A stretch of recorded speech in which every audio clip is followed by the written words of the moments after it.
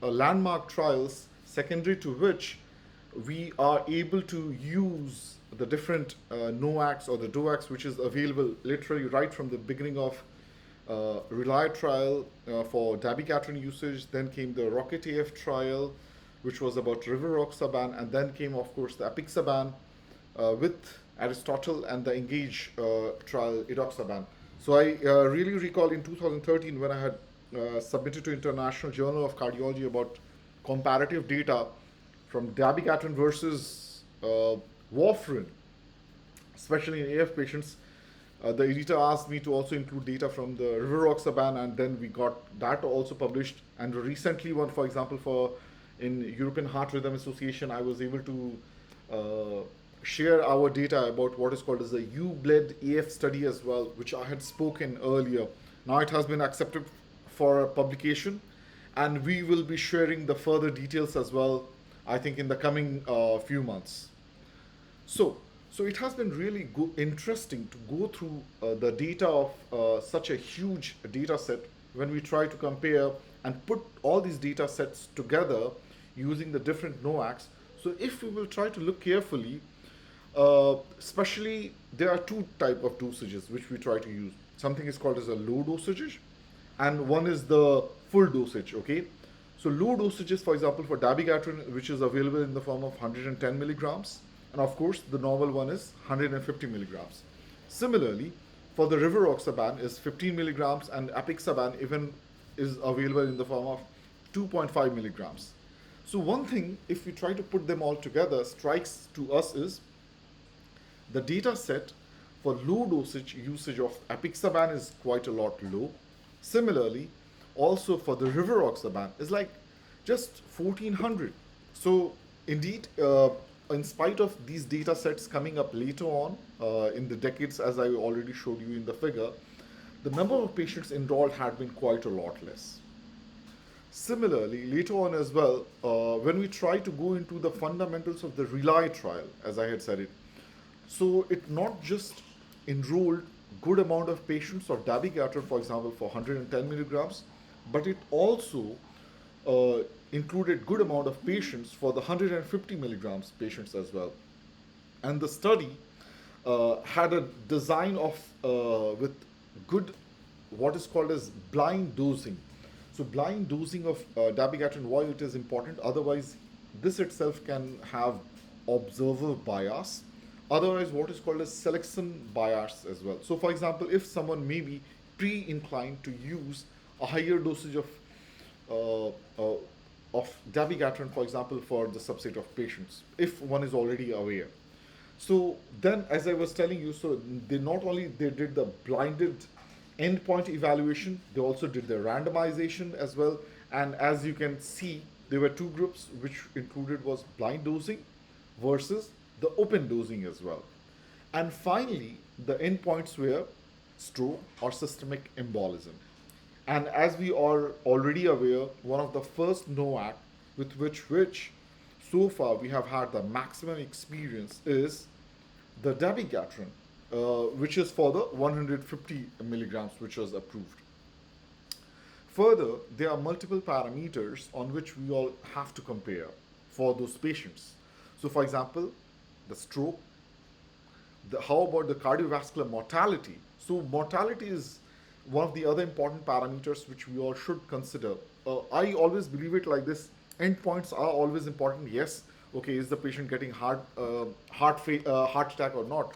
But there are a lot of comorbidities as well, which is important in terms of is that there is development of heart failure, then the shortness of breath, and the other problems. So similarly, even for anticoagulants like the DOACs or the NOACs, we all should consider this cardiovascular mortality as well, the major bleeding as well, and the intracranial hemorrhage, or otherwise similarly major GI bleed as well.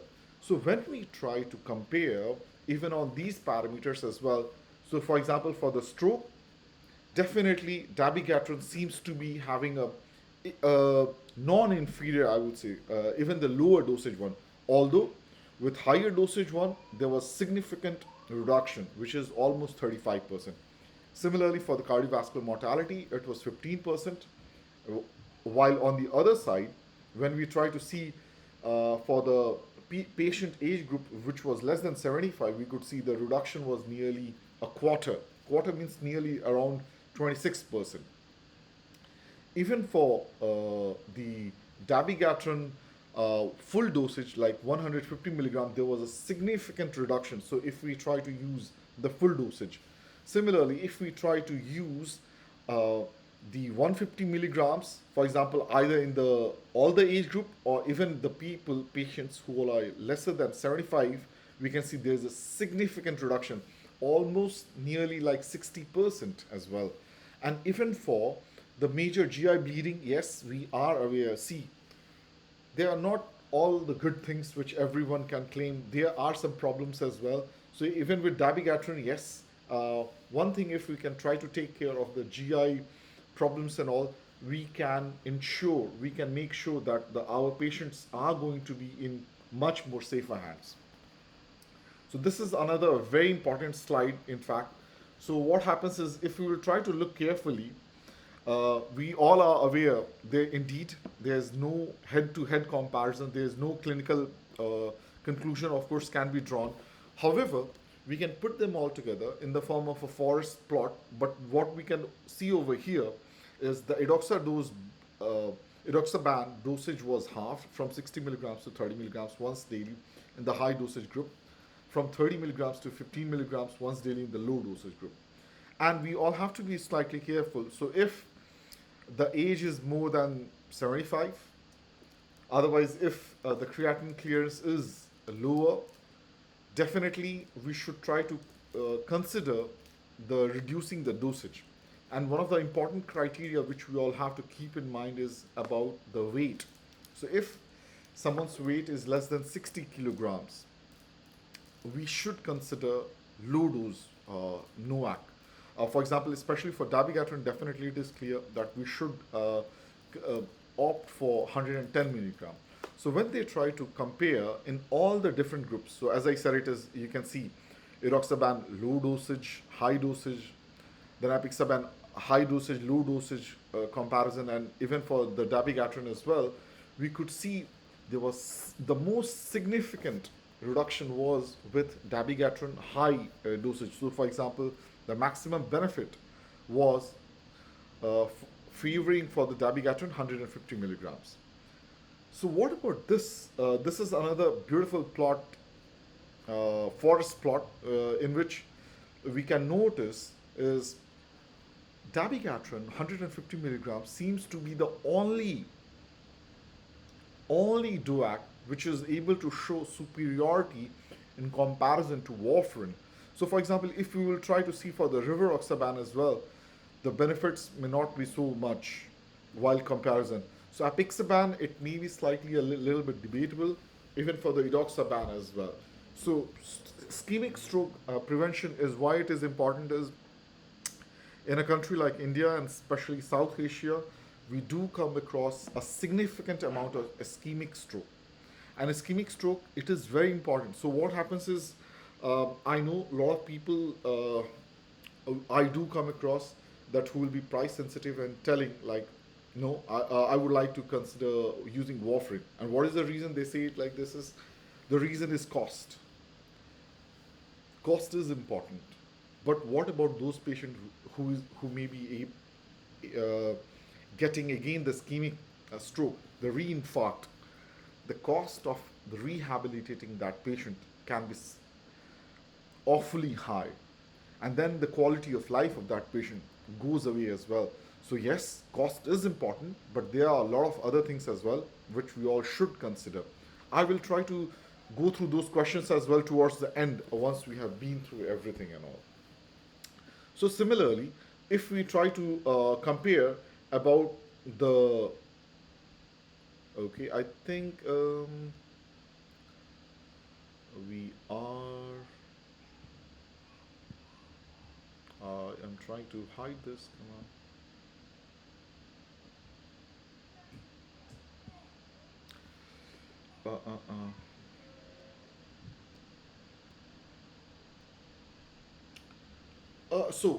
The other parameter on which we were trying to compare was, for example, How about the lower dosage of dabigatran?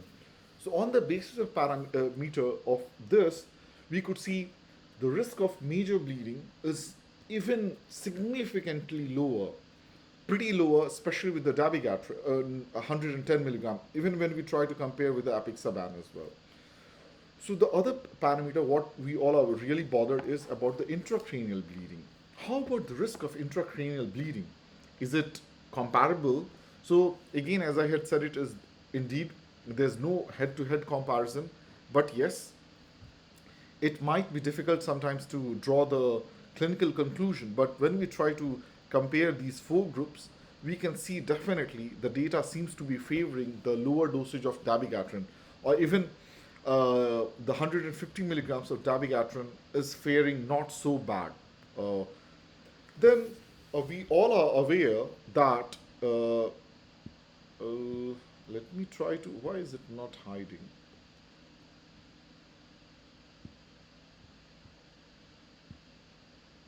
Okay, wonderful. As I had said, it is we will try to speak about it later on towards the end.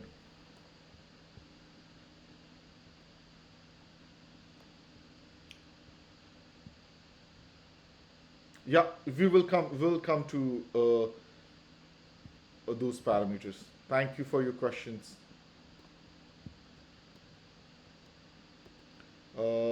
Yes. So as I was telling, is Rocket AF had evaluated when we try to go through what kind of patients were included. We all are aware about the CHATS score.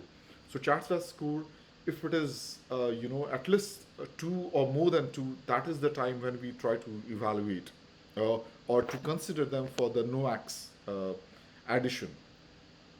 And that's what when they try to see the comparison. So it was like a double blinding study which was trying to prevent the comparison of the new treatment with the existing or the standard under realistic condition. And the primary analysis was conducted in per protocol population. So for example, the patients who received more than one dosage of the study drug had no major protocol violation and were followed for events while receiving study drugs within 2 days after the discontinuation. So when we look at the further details, we can see the rivaroxaban, although was definitely non-inferior, and also when they try to compare with the warfarin, and the safety was pretty similar. Okay, I'm already getting so many questions, so let me try to answer some of the questions as well. NOAC actions in pregnancy and lactating mother, there's no safety data so far which has been seen, and I would definitely request to better to avoid it even in the pregnancy and lactating mother. So very good question from Dr. Shrikant Nair about what patients should be prioritized, especially for dabigatran. So what happens is, I'll tell you is, any of these non-valvular AF patients, I would really recommend using NOACs. And so not just their safety parameters, which is much better, okay, compared to the other drugs and all. In fact, when we try to look at these parameter, what is like a bleeding which happens to a NOAC, I think we all should be aware that idarosuzumab, which is the antidote for dabigatran, is available. There are some social programs as well, some non-government officials as well, not-for-profit organizations. If someone is enrolled on a something like a Pradaxa, they can be even given those medications for free.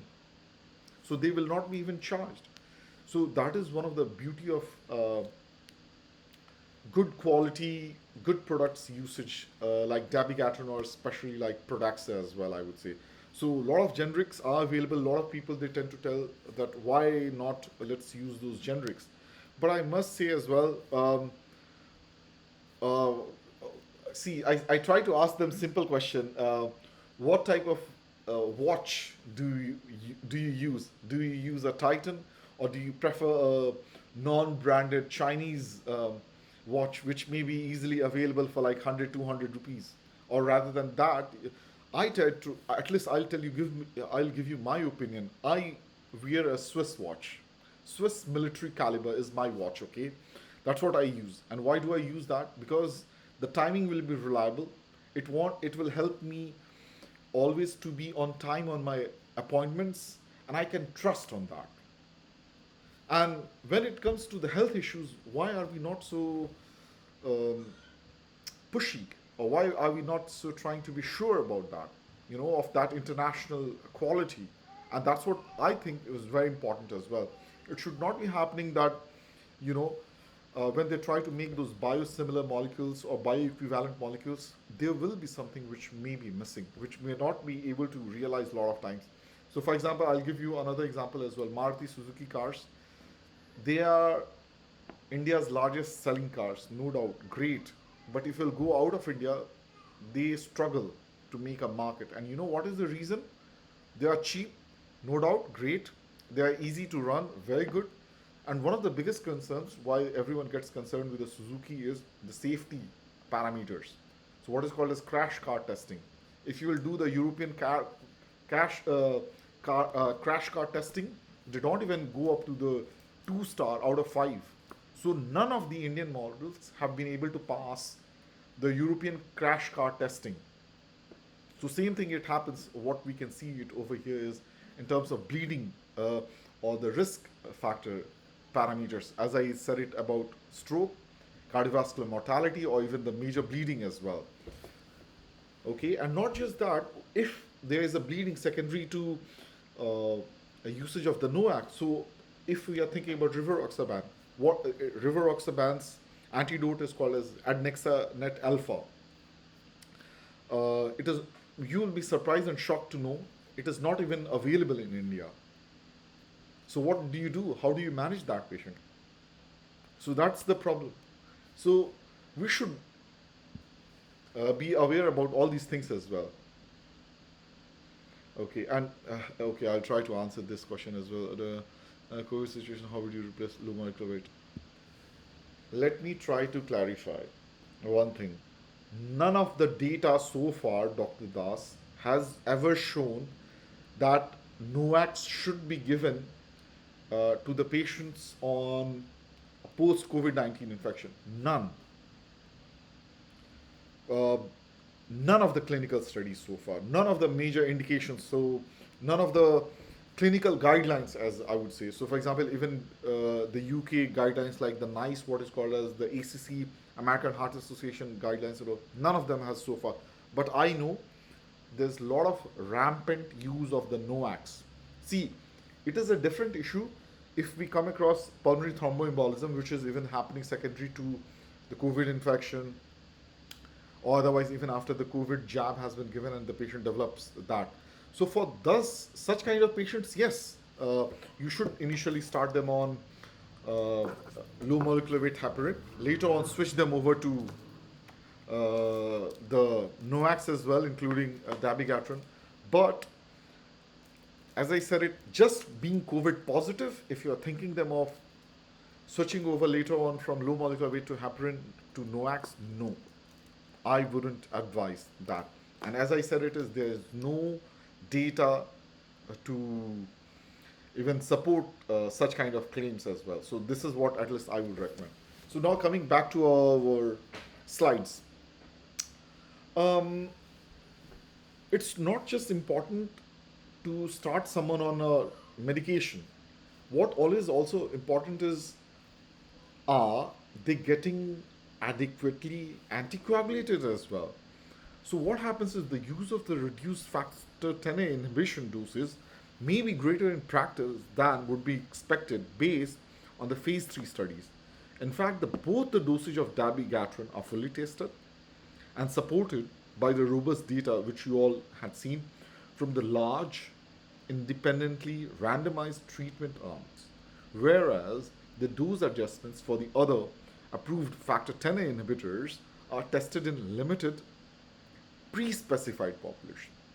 So that's the reason I would say the real time testing, which is there in terms of the ground realities, what about how many number of patients has been tested as well, is quite a lot important.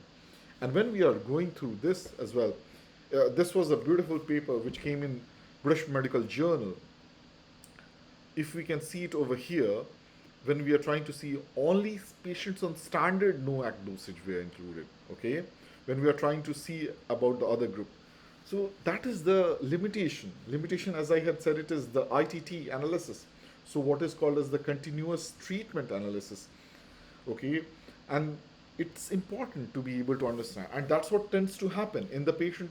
We will, especially in India, I know, or South Asia as a whole, we do come across a lot of underweight patients. Underweight patients, as I said, it is who will be measuring like 40 kilograms, 45 kilograms, or maybe even 50 kilograms as well. And for such kind of patients, low dosage of dabigatran is what should be preferred ideally. Okay? So if we look over here, dabigatran and apixaban, indeed, they are able to have a significantly lower risk of any kind of bleeding, major bleeding, or even deaths as well. So for example, rivaroxaban's risk of bleeding is definitely higher when we try to compare with dabigatran and also apixaban as well. Okay? And it was statistically significant, in fact. So I must say, in the field of research, if there are some countries which is really ahead of the other countries, is the Danish study.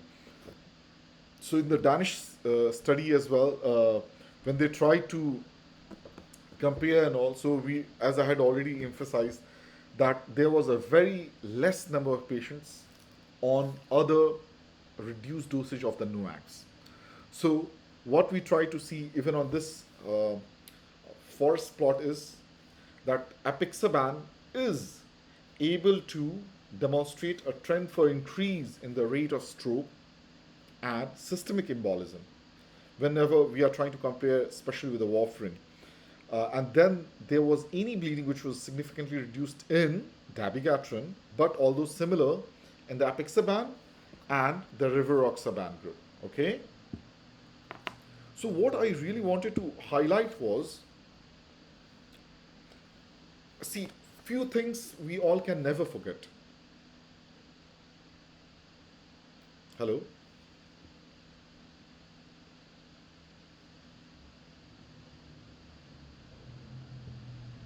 Hello?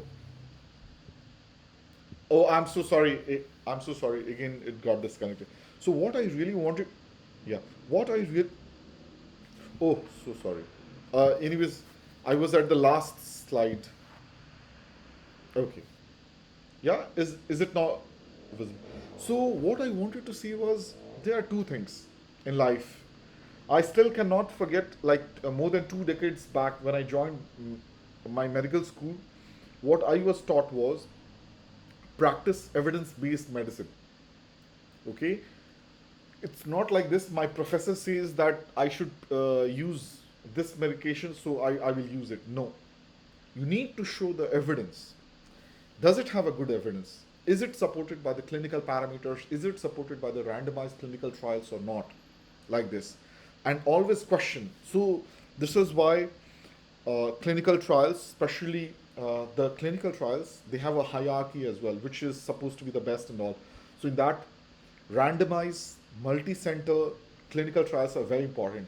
And I must say, I have had experience having a PhD as well, and that too from one of the top ranked universities in the world. What happens is there are a lot of good medications which come, get approved, but within few years they fail in the clinical field. What I mean is a good history of that medication is also important. That how did that medication fare in the 4 to 5 years of experience or a decade of experience. For example, now with dabigatran, we have at least a decade of experience. So that is also important. I did not say, for example, a drug like dronidron, amazing drug, what a great concept everyone had been telling. And where is it now? It has faded away in the history.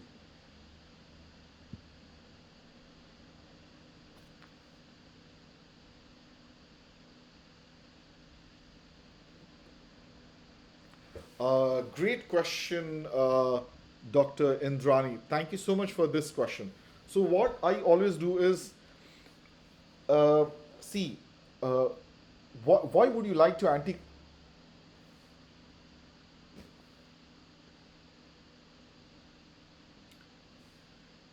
Yeah, yes, please, please. And yeah, go ahead.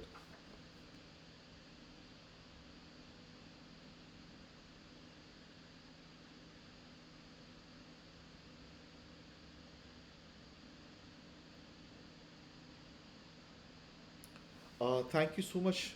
Thank you so much, ma'am, for such an interesting question. What happens is two important things I really wanted to highlight over here. I think everyone, people everywhere in the world are aware about the NICE guidelines. So just 2 months back, NICE has updated its guidelines. So I think everyone is aware what is called as a Hasbled score. Hasbled score is the one through which we assess the bleeding risk of a patient. So far we had been using was Hasbled. Now you will be surprised to know. Now even the NICE guidelines they emphasize no longer Hasbled score should be used. Can anyone guess which scoring should we be using for the bleeding risk of a patient? Please feel free to use the chat box. Please surprise me positively. I think we have a very intelligent audience over here. No, it's not Hasbled. The NICE guidelines has changed it. That's the reason I said it about. It's not Hasbled. Any more guesses, please?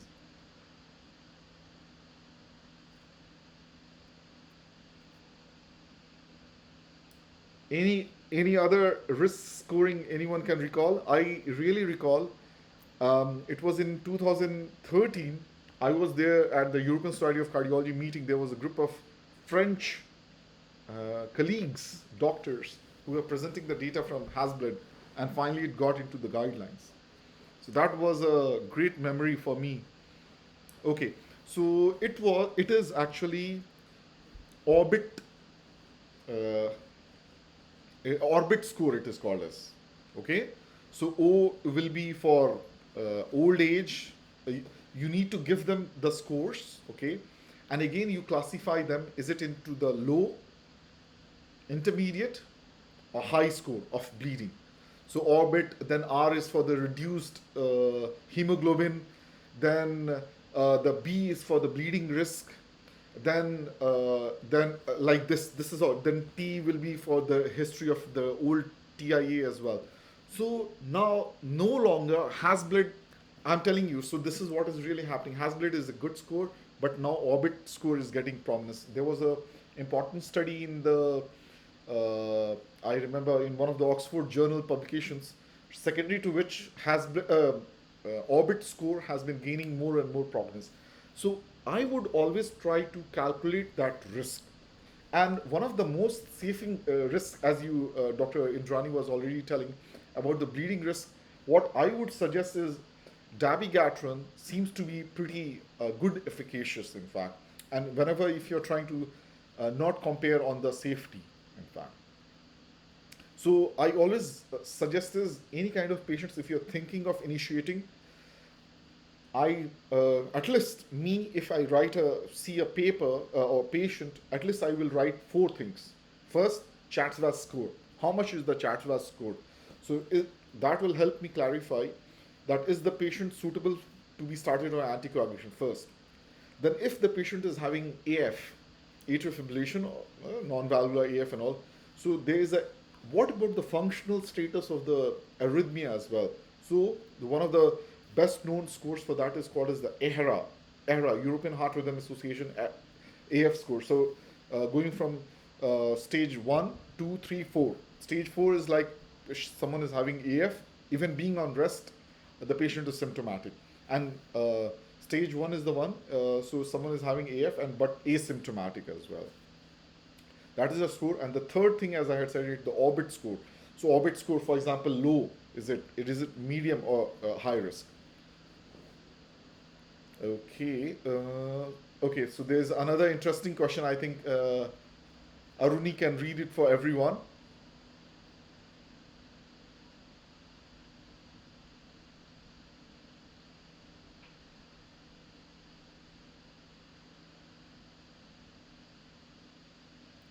Very good question. Very, I would say, intelligent question. So now there has been recent modification in the, not just recent, I would say, like already few years, about the definition of the valvular AF, especially, or the valvular disease. So what they have said it is, except severe mitral stenosis,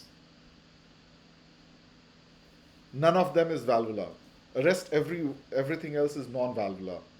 So what it means is, if someone is having a aortic stenosis, okay, or with atrial fibrillation, so that still should be considered as a non-valvular AF. Okay, so even if it is mild mitral stenosis, so this will again be considered as a non-valvular AF. So that will be considered to be preferred with NOAC or DOAC. So for, let me summarize in another way as well. For example, if there is a patient of severe mitral stenosis, so those are the patients for which I will prefer a warfarin or acinocumarol. But other than that, if the Chatsworth score is pretty high enough, which is which is an indication to be started on DOAC, I will prefer them to be started on DOACs. Okay, and I really remember it was like almost 1.5 or 2 years back. I did have a discussion in one of the Indian groups as well, when they all were telling, what about prosthetic valves? There's a surgical valve. Will the NOACs will be used or not? So it was like 2017 and 18, and at that moment I had said it as well. Times are coming. Watch out. And what has happened is, recently, a lot of data are coming up. There is more and more positive trend for the usage of NOACs, even for prosthetic heart valves, valvular, those patients as well, post-surgical. But they are early trends. We should always wait for more and more data to come up so that they get included in the guidelines as well. I hope it answers Dr. KK Sinha's question.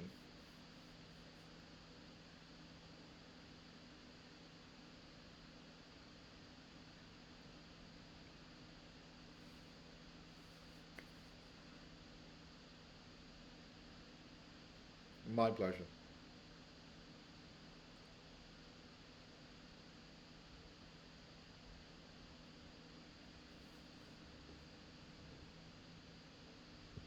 No, no. So one thing I really wanted to just summarize for the care program as well.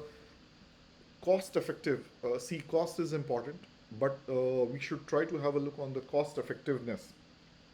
Cost effectiveness, why we all are talking is, it's not just we are trying to prevent the stroke first of all.